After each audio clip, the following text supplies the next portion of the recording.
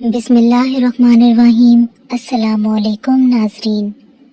اور اگر مسلمانوں کے دو گروہ آپس میں لڑیں تو ان میں صلح کراؤ، پھر اگر ایک دوسرے پر زیادتی کریں تو اس زیادتی والے سے لڑو یہاں تک کہ وہ اللہ کے حکم کی طرف پلٹ آئے۔ پھر اگر پلٹ آئے تو انصاف کے ساتھ ان میں اصلاح کر دو اور عدل کرو، بے شک عدل والے اللہ کو پیارے ہیں۔ اور اگر مسلمانوں کے دو گروہ آپس میں لڑ پڑیں تو تم ان میں صلح کرا دو۔ ایک مرتبہ نبی کریم صلی اللہ علیہ وآلہ وسلم دراز گوشت پر سوار ہو کر تشریف لے جا رہے تھے۔ اس دوران انصار کی مجلس کے پاس سے گزر ہوا تو وہاں تھوڑی دیر ٹھہرے۔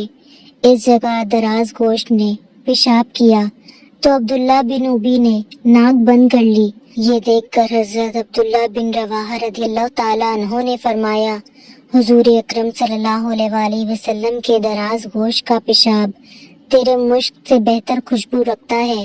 حضور پر نور صلی اللہ علیہ وآلہ وسلم تو تشریف لے گئے، لیکن ان دونوں میں بات بڑھ گئی اور ان دونوں کی قومیں آپس میں لڑ پڑیں اور ہاتھا پائی تک نوبت پہنچ گئی۔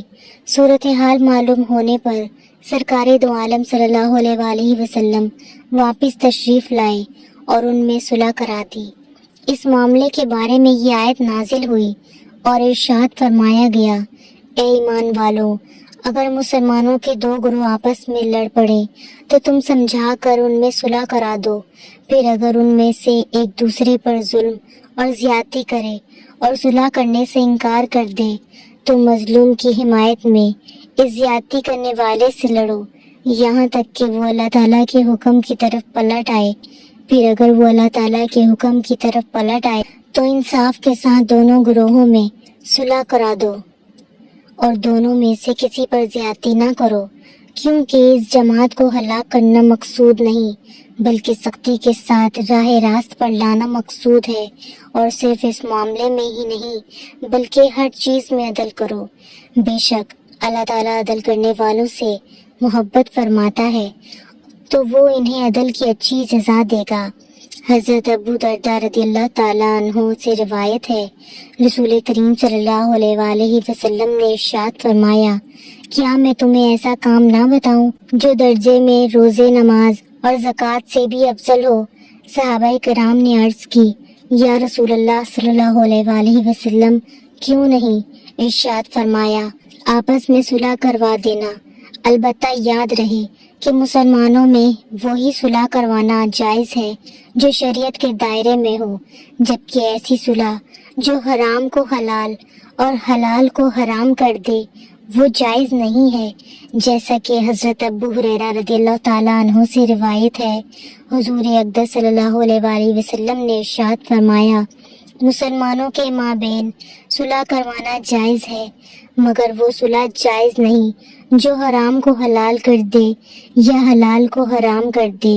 اس سے ان لوگوں کو نصیحت حاصل کرنی چاہیے جو عورت کو 3 طلاقیں ہو جانے کے باوجود شوہر اور بیوی سے یہ کہتے ہیں کہ کوئی بات نہیں، تم سے جو غلطی ہوئی اسے اللہ تعالیٰ معاف کر دے گا، اس لیے تم اب آپس میں صلح کر لو۔